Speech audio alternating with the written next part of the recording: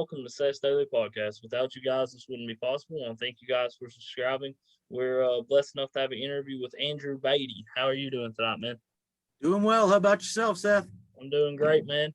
Introduce yourself to the viewers, and I know you created a Mothman Museum costume as well, which is very cool. Thank you. Yeah, definitely.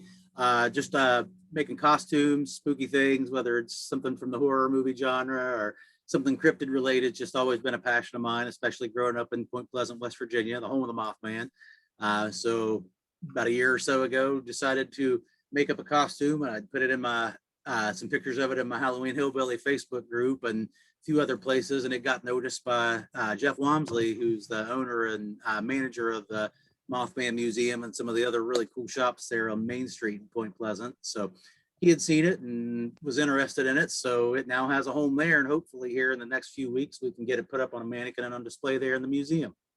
Oh yeah, man, that's an awesome story, and hopefully the museum sees this because I'd love to do an interview with them. Well, that'd be pretty cool. I hope they do. Yeah, man. Do you have any Mothman experiences yourself living in Point Pleasant? I don't personally, but growing up, we had a lot of family friends and people who lived there in town that they were honest, good people that wouldn't lie about something like that. And they seemed pretty convinced that they did see something. Myself, the last time he was officially spotted, around the time the bridge fell in December 15th of '67. That was about 10 years before my time, so I didn't see it. But my parents were living there in town at the time, and we're back and forth across that bridge. So, it seems like everybody who was connected to that bridge falling there, a lot of people wondered, or speculated that the Mothman had something to do with it, where people say he was spotted flying over top of it just before. But everyone in town there seemed to know or be connected to someone that was involved with the bridge fall and that collapse there. Just a really crazy time there. And I don't think the town's ever really fully recovered from it. You think wasn't there UFO sightings there as well around that time? Do you think there's a connection between them?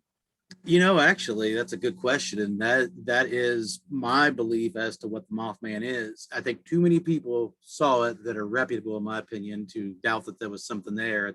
There's a lot of different theories. There was so many things happening there. The military turned the McClintock Wildlife into the TNT area that everyone calls it, where they basically turned it into just an explosives munitions factory for several years during World War II, and then left a lot of it. So it made the whole area there an EPA disaster. I remember even when I was growing up seeing signs where there were places where you couldn't go out there because they were cordoned off and being worked on for just a natural disaster. So a lot of people think that Mothman could have been like a mutated whooping crane or a sandhill crane. A lot of people think that it was just a sandhill crane that got caught in some headlights, but that seems a little far-fetched. Some people think that it was a Native American Thunderbird, since that area has a lot of Native American history, like Chief Cornstalk. That's a very interesting story, by the way. Yeah, thank you. But for me, yes, you're absolutely right. During the couple of years where he was seen the most, people used to line up on certain roads in town and just watch for UFOs to fly over because it was such a nightly occurrence there. In my opinion, if I had to guess, I think that the Mothman was an alien who was just out scouting a little bit more, kind of like E.T., how he got caught. There's the Mothman, got left behind maybe and had to scout some things. Yeah.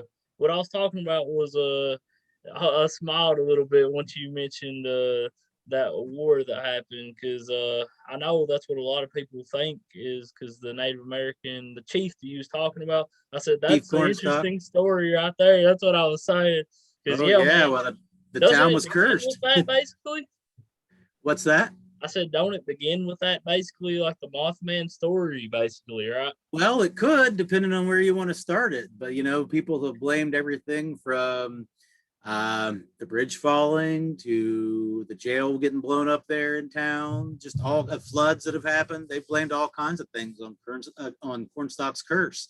He was when he was first acting as war scout for who was it? The Shawnee, I believe. He was Shawnee war chief and wasn't a big fan of white settlers at the time, but started to have a change of heart and really wanted to kind of be an ambassador between the two. And he shows up there at the fort and is trying to do a good thing. And unfortunately, there was a skirmish between some other Shawnee members and some of the military acting at the time there. And I believe it was a local soldier or colonist or someone there was killed in it, and everybody just went crazy over it and assumed that Cornstalk and the other people who were there peacefully with him were somehow responsible for it. So they ended up executing him right then and there. His dying words were a curse on the town. And some people think that that's part of where Mothman came from, that he was just some sort of basically a dark and foreboding presence that came out of that whole thing. And if you know anything about Native American Thunderbirds, it's not too far off from that there. So, never know, there might be something to it. Yeah. And have you ever had has your family ever told you stories about like seeing the man in black and stuff in town? You No, don't they have to didn't. say any names, by the way. No. They really haven't, to be honest with you. For the most part, my family, my dad, for instance, his parents were farmers and lived pretty far out into the country. And my mom was in nursing school and was really busy out of town a lot at that point as well. So, I think they kept a pretty low profile and weren't in town very often. But I know there was a lot of people there who did at the time see people who were there asking questions. And, a friend of mine I went to school with. So are you familiar with the book, The Mothman Prophecies? Yeah. So the author of that, John Keel, he was around in that time a lot, investigating Is he still a lot alive, of. by the way? He passed away, I think, back in, I want to say early 2000s, or it may have been like 2010 or 11, but it's been a while back. Is there any of the Unfortunately, witnesses that are still alive? yeah, there are still some, and if you watch like some of the Travel Channel shows and things, inevitably it always talks about some of them that saw some things and were actually present to it.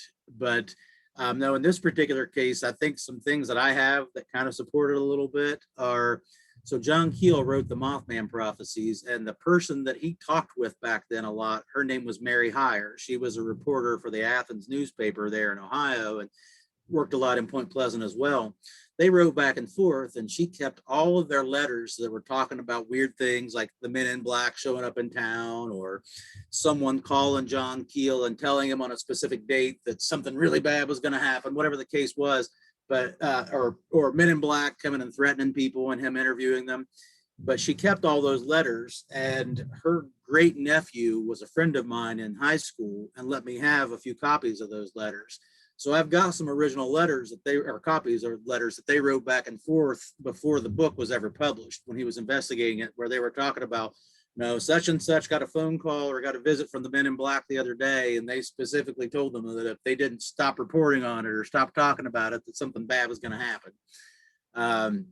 So yeah, there's a lot of evidence around there that were things before there was ever a concept of a book. They may have been thinking about a story, but it was nothing that was really going to blow them up at the time in popularity, if you will. You could tell that it was an intimate letter between two friends talking about, hey, don't talk about this, don't talk about that. Not things that they thought people would see later and still be talking about 40 years later, 50 years later. But no, pretty crazy stuff. So I've seen the hard evidence that there were people there getting visits from the men in black or being talked to by the men in black in terms of those letters. And I was seeing the original that were typed out on a typewriter. So I know they were authentic and looked to be the right date range. And when I got those, that was in the late 80s or early 90s. So even my copies are 30 years old at this point. Yeah, I definitely wouldn't tell anybody where I got them, where I got them hidden. If I was you. They're locked in a vault. And that's just my copies. I don't know where the originals are at this point. I know there are a few that are on display that are similar in the Mothman Museum and the glass cases they have in there that you can see. Some that they had written back and forth, but these are different ones that they don't have, I don't think. Yeah, man, if you can, tell the Mothman Museum owners to text me and stuff, man, because I love their museum and I just love talking about Mothman and everything, man. And they got the best, they know the most about it, and they got the best evidence for Mothman being real. Oh, yeah. You're absolutely right. Yeah, Jeff, he's been a fan of the Mothman and been investigating it and talking about it for many, many, many years now, decades. And In a lot of ways, he and his family have put the Mothman and Point Pleasant kind of on the map. Got the publicity that I don't think you can go anywhere out of town where, being from West Virginia, if someone asks where you're from, I don't care if you're in Ohio or if you're in California, someone says where you're from, you say West Virginia, and they say where, what part? You say Point Pleasant, and they say, oh, the Mothman, yeah, love that movie, or that freaked me out, or whatever the case is. So everyone's heard of it, and I think that's in large part due to Jeff and his daughter Ashley's efforts. And love seeing the museum there. I'm tickled that they're interested in acquiring one of my things that I've made for the museum there. We live in Cincinnati. We've lived here for about I think 15 years, 16 years now. But every time we go back home, which seems to be a time or two every month to visit family, almost every time we stop in the museum and check things out and say hi. Are you gonna be at the festival? Oh yeah, we'll definitely be at the festival, and provided that things go well and that it's not 1,000 degrees outside, my intent is to wear my costume there. So we'll see. I hope that they'll be the one by then up in the museum and that I'll be able to have mine on. But the challenge with it is, with the costume, I've got wings that are set up that are kind of on rods to make them extend out like this. And the mannequin has to be able to flex like this. And most don't. Most mannequins just go like this. You can get them to do this, but they're harder to find. So we got to get one difficult, yeah. Yep. So we got to get one like that for theirs, and then we can set it up. But I think I sent you a picture of me man, wearing it. Awesome. Thank you. Yeah. So that's what we hope to be able to get set up there, and we'll have to be able to get those arms spread out like that to really complete the look. We can do it with the wings hanging down, but it just doesn't have the same effect as a 12-foot wingspan coming at you. Yeah. And I know I plan on going as well to the festival. It's in September. And the guys from In Dark Places are for sure going to be there. And I'm sure, I know they're going to get you on their podcast as well. And I'm going to get you in contact with them. And yeah, that'd be pretty cool. On there. And Junebug will be dressed as a man in black again this year. Nice. Well, we'll have to say hi and maybe do some spoof pictures if I'm there in the costume where he's trying to track me down, or vice versa. Yeah, it'd be awesome to do a live podcast as well, man. I'm not really sure how many hotels are in that area, but yeah, man. I'll tell you, if you're planning on going and spending the night, you might want to start trying to find one early, because they book up fast, sometimes years out for that festival. You might have to go to Huntington or something. Yeah, well, check right across the river at Gallipolis. They've got several, but I know those get booked up pretty quick. But yeah, I would check around and see, because it does get full fast. But yeah, Huntington's 45-50 minutes up the road, not too far, and there's places in between too. So definitely check that out. Or Jackson, which is in Ohio, about 30 miles or 30 minutes up the road there. So there's that too. Or go the other end of town, go to the other end of Mason, up towards Mason City or New Haven, find a place up there, because from there you're only about 15 minutes from the old TNT area. Go out there at night and explore around a little bit yourself and see what you see. Oh, I'm good. I'm a podcast guy. See, it's such a cool area. My mom and dad still live right on the edge of the TNT Wildlife or McClintock Wildlife Preserve. So growing up, we were always just out there on those old roads on four-wheelers and, checking out the old bunkers and things like that. And it's really cool area full of a very different type of history. It's almost like a few different planes all came together in one location that wouldn't normally intersect. So kind of a weird thing, because you've got that old military feel and carryover from all the old bunkers and all the old architecture that you can still see there. But then you've got just the woods and the ponds and the nature and everything. And then there's just this other feeling that comes from that place that, I don't know, it's hard to describe, but there's a lot going on there. Yeah, man. I heard there's like 30,000 people that come to the festival. Oh, it wouldn't surprise me.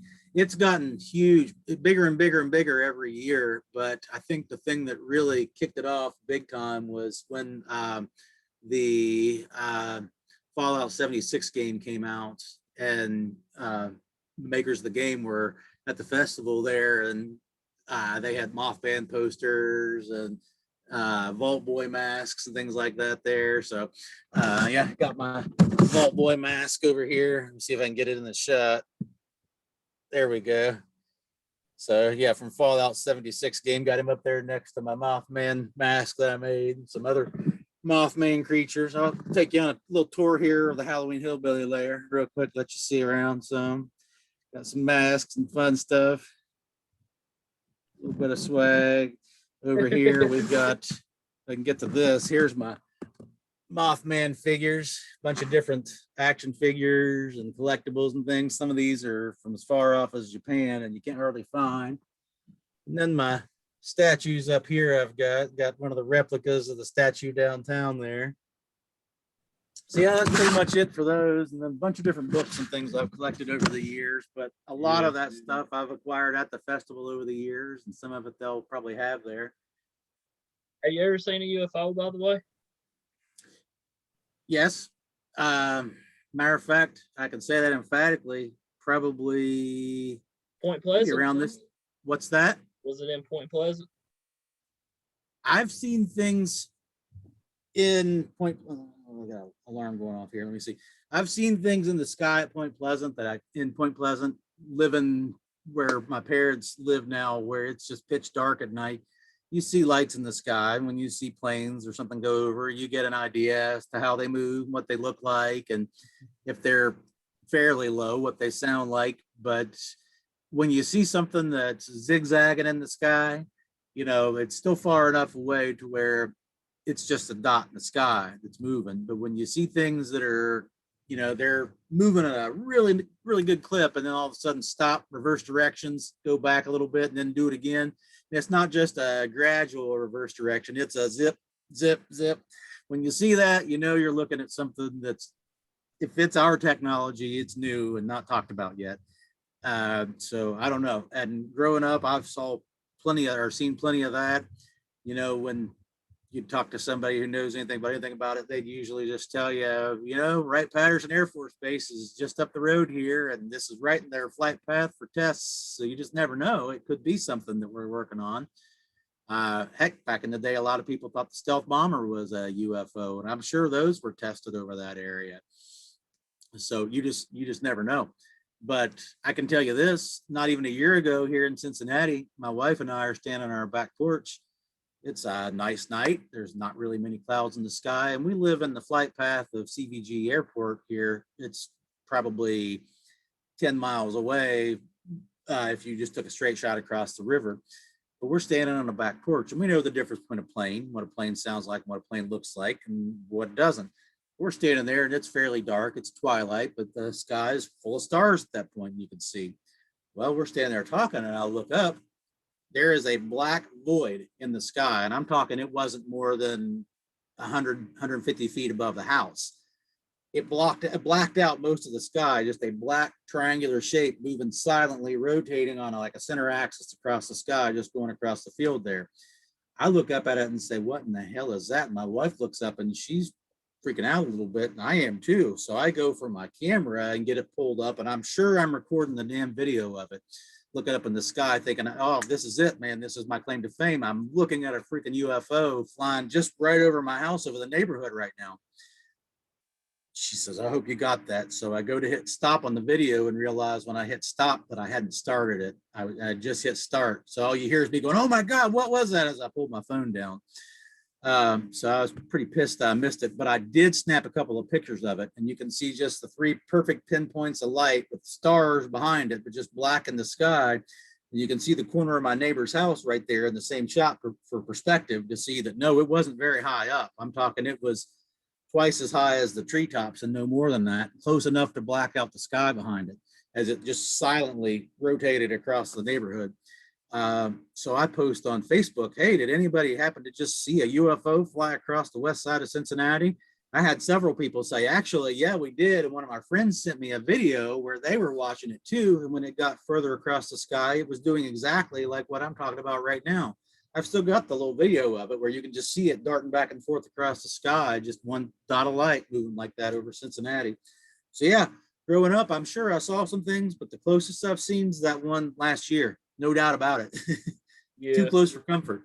You definitely will never forget seeing a UFO up close, because I've seen one as well, man. Yeah, man, it's definitely. Oh yeah, what happened? It's definitely an experience you'll never forget. And I've told this story on the UFO podcast I was on Sunday and Monday night. It was on it's called Here to Chew Bubblegum. Shout out to them. They're on WXLR radio station and WKCB here in Knott County. And it was a gray thing, like a satellite, like an old 1990s satellite dish. It was gray. I remember it looking just like that dish, and it had red lights, and it just went really fast. I only seen it for like 2 seconds, and I was in the swimming pool as a 10-year-old kid, and it's just stuck with me since then. Yeah, you're right though. Once you see something like that, it'll definitely change something in you a little bit. Yeah, it makes you start believing. I've never seen Bigfoot or anything like that. I've never seen Mothman. I have seen ghosts before, but yeah, man, that's the only besides seeing ghosts, that's the only thing that I've ever experienced with like that type Yeah, I've had of a couple stuff. ghostly experiences myself, but I used to be a ghost hunter, man. yeah, Yes, sir, man. And there has been some very creepy things happened before. I yep, don't know me if you heard too. of Bardstown, Kentucky. Yep. That place right there, man, is absolutely one of the most haunted place. Well, not one of the most. It is the most haunted place I've ever been. Jailers Inn Hotel. We was asleep, man, and there was like a shower curtain that just jerked big time and woke everybody up in the hotel room. We wasn't even ghost hunting then either. We was just sound asleep. We was like, Yeah, what? that's when they'll mess with you, is when you're not expecting it. Yeah, we was like, what the hell is that? Yep. I feel you. Me and two of my friends saw something undisputable, and then evidence of it after the fact years ago. This would have been 20, 22 years ago, I'd say. No, it was longer than that, probably 23 years ago, I'd say at least. Back in just real close to Oak Hill, Ohio, close to Jackson County, Ohio. I've heard of it, yeah. So we had a friend who lived out there, and we were waiting for them to get off of work, and just out driving around close to where they lived till they got home, and it was me and two of my friends, and we decided, let's just drive out this road out here and see where it goes. Around there, it's all real common to have gravel roads and things like that. So out in the country, so we decided we're just going to take the road, drive out, see where it is. So it's about probably a mile drive out this gravel road. There's one house that you pass right at the beginning of it. And then once you really pass that house, it's mostly just a wall of pine trees for the rest of the way until you get out to the end of it. So we get to the end of the road, and there's an old country church sitting there. It's Bethel Church, and it's on a road called Bethel Church Road, or Bethel Road, I think it is, off State Route 233. So yeah, there's this old church, and then there's just an old cemetery, a lot of 1800s graves, early 1900s, but mostly 1800s graves there. A lot of big, like beautiful type of architecture tombstones there. And just scroll up this old country cemetery behind this old country church. Well, the church was abandoned and shut down, and it was boarded up. You couldn't get in any of the doors or windows, but you could peek in and see that there was still old pews and hymnals actually in the pews and things. It looked like they had pretty much just left it and hadn't came back, boarded it up, and that was the end of it. But there's the cemetery right there next to it. So we decided we're going to get out and take a look. We've always all liked creepy stuff and thought, heck, this is an old creepy country church cemetery that's abandoned. So let's take a look. Someone, I think it may have been the house at the end of the road there, we're still keeping up with mowing it every so often and things because it wasn't too overgrown or anything. But for other than that, there was never any traffic out there. So we're looking around, and when you get up to the top of the hill, and this is just in the middle of a clearing of trees, there's these two old tombstones that had like a big concrete slab covering them. Real old tombs from like 1800s, mid 1800s, I want to say. So we're up there checking those out, and it's evening. It's right after sunset, and it's starting to get dark, but it's still light enough where you can see everything going on well enough to know. I mean, I can still see the make and the model of my car at the bottom of the hill by the church there, 30 yards away. But it's getting dark. We decide, our friend's probably home. Let's go ahead and start to head back. So we head out. We're walking back towards the car. I'm in the middle. My friend's on the right. My other friend's on the left. And probably about 10 feet away from us, as we're walking back towards the car, about halfway there, we see, and it's the perfect silhouette of a man. It looks almost like a person wearing a morph suit, if you could see through the morph suit, almost like those invisibility cloaks, how they bend things, but it's still a perfect shape. You can see right through it, but it was a perfect shape of a person just leers up on top of a really tall tombstone. So this thing, I mean, the tombstone was probably 5.5 feet tall, and this thing's a foot and a half over top of that, just leering over it. So it probably looked to be 7 feet tall. It's no more than 10 feet from me to my friend. My friend, he's right there. He sees it first and looks over, and you could just hear him gasp, which caught my attention. So I look over and see it, and I'm like this. My friend on the other side of me looks over, he sees it too. So we start just hightailing and looking over our shoulder back towards the car, like, what in the hell is that? It takes off up the hill, dives into the ground by the tombstones where we just were, just disappeared into the ground, like it dove into the dirt. We can see it. We can see its shape and hear it running up the hillside right there, and then just dive right into the dirt, gone. So we hightail it, get on back to the car, take off out of there, and just go. So we get to our friend's house, and we're all kind of freaking out a little bit, heart racing, saying, what in the hell was that? What was that? What did we see? But we're early 20 something dudes, and have a beer or two and convince ourselves that somebody was just messing with us. So the next morning on the way out, we spent the night out at our friends that night. Next morning on the way out, we decided daylight, we're going to drive back out there, see if we see tire tracks, footprints, anything that might suggest what was going on or how somebody really played a clever trick on us. But when we get to the end of the road, we see smoke coming up from behind the trees. What's going on? We get out there where the church was. The church was burnt to the ground, and every tombstone in that place had been pushed off of its base. And I'm talking, some of these tombstones were probably 1,000 pounds or better. It just looked like a bomb went off in that graveyard that night. The church was literally in ashes on the ground. Somewhere, I think I've still got a couple of the old wrought iron nails from it that we pulled out of the ashes of it there. But I mean, the place was just destroyed, and we're thinking, holy shit, somebody probably thinks that we did something out here. I don't want them thinking that we did any of this. Granted, you would have needed machinery to move some of these things, but so we're out there frantically trying to put stones back up on their bases and clean it up and stuff, and couldn't do much because you needed a truck or a piece of equipment to move some of those bigger stones. But I mean, it was just nuts, and it's the craziest thing I've ever seen. And they were all there, and still to this day will confirm they saw it too. But yeah, scared the crap out of me. It was nuts. Yeah, man, that would scare anybody. Yeah.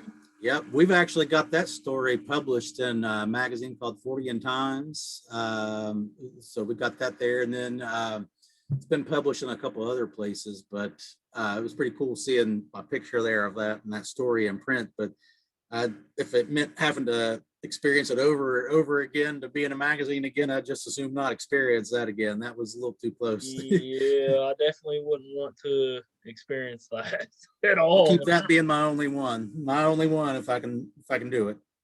Yeah. Have you has anybody ever told you about their personal story of actually, like, you've heard it from them, like, personally, about seeing Mothman, and what did they explain that he looked like?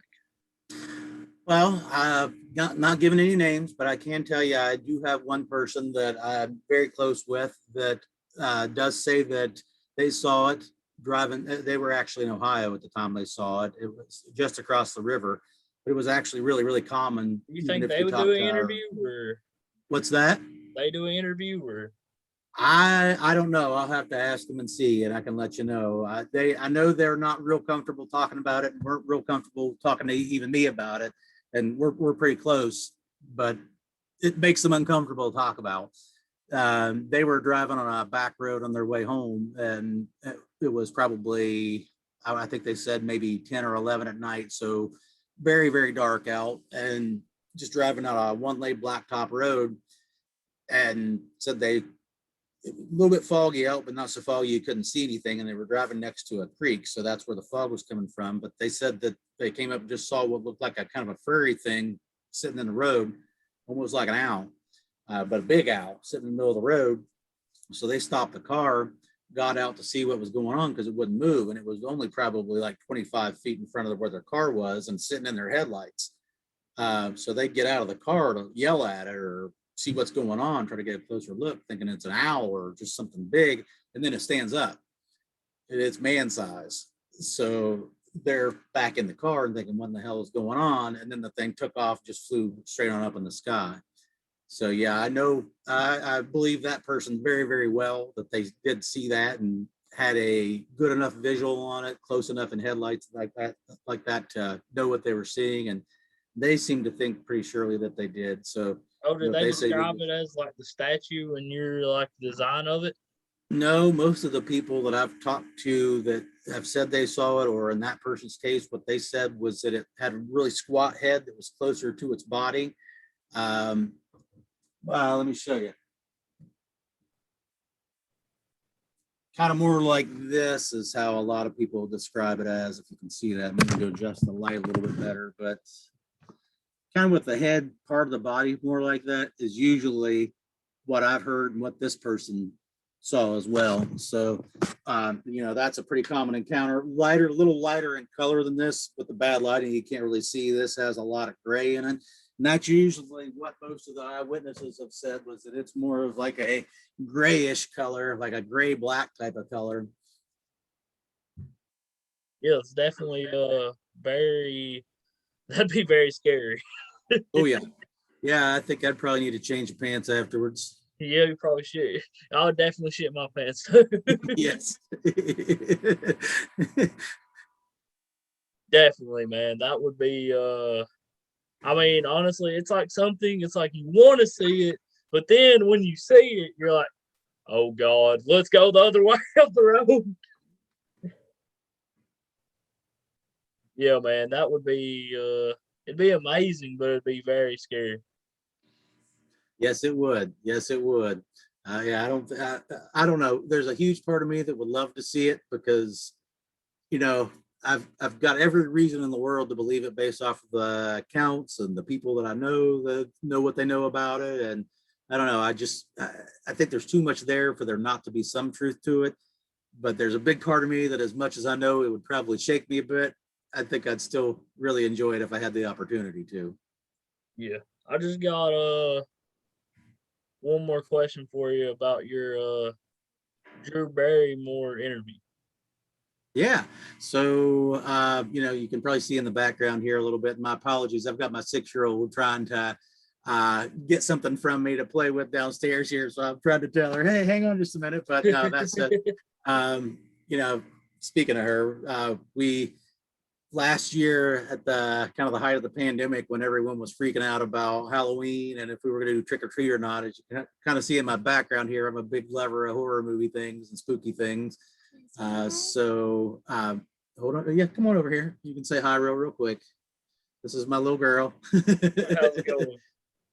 All right. So, we were hanging out one evening and thinking, what could we do that could be something that might be able to help make trick or treat safe this year? And we had an old Amazon shipping tube laying around the basement. It was a tube that a photo backdrop from our photo studio downstairs came in, and we decided that it would make a good delivery method for candy. We've been playing around with it, dropping toys through it in the basement and things. It's thought, you know what, if we can drop a Barbie doll down this thing, we could drop a pack of M&Ms or something down it. So we spray painted it orange and put some duct tape and some lights on it, and just jokingly took it outside and put it up on my handrail and took a picture of it, sent it to my parents, thinking, this might be something they can do. And I posted it on a Facebook group I run called Halloween Hillbilly that talks horror and cryptids and things. And it just took off. The post after a day had a few thousand shares. After a few days, it was 15,000. And I think the last time I checked it a while back, it had gotten up to 85,000 shares. So it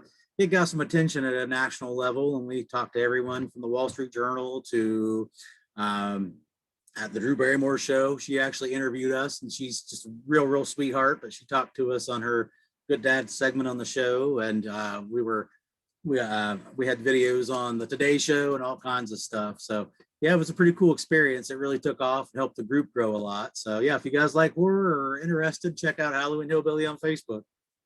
Yeah. And shout out to your group as well, man. And Thank you very much. We have a lot of fun. We're a little off the cuff sometimes, but it's a bunch of polite people. They've explained it as what it would feel like if you just went to a horror movie or it was Halloween night, you were hanging out on an old country house's front porch, just talking spooky stuff. And that's pretty much us. Everything from a scary story to a beer review to every now and then an off the cuff joke. So you just never know what you're going to see, but we try to have fun. Yeah. And yeah, man. in West Virginia and Kentucky. That's there's a lot of people that do that, hearing Yep. old stories and stuff. Yep. A lot of history with it there. Yeah. And shout out to In Dark Places. I know they'll want to have you on, and they will definitely want to hear. They'll definitely want to hear your UFO story. And man, you know a lot about Mothman, and they'll definitely want to hear about that. But yeah, Yeah, man, definitely. I want to thank Yep. you for doing I'd the love interview. to. Just let me know. I'd be happy to. Yeah, man, thanks for doing the interview. My pleasure. If there's anything else I can do to help, let me know. Yes, sir, man. This might not be the last time we'll. This probably will not be your only interview with me. I'll probably hit you up in a couple months if that's okay with you. It'd be my pleasure, Seth. Thank you. I appreciate that. No problem. I want to thank Andrew for doing the interview. Without you guys, this wouldn't be possible. Y'all have a good night and God bless.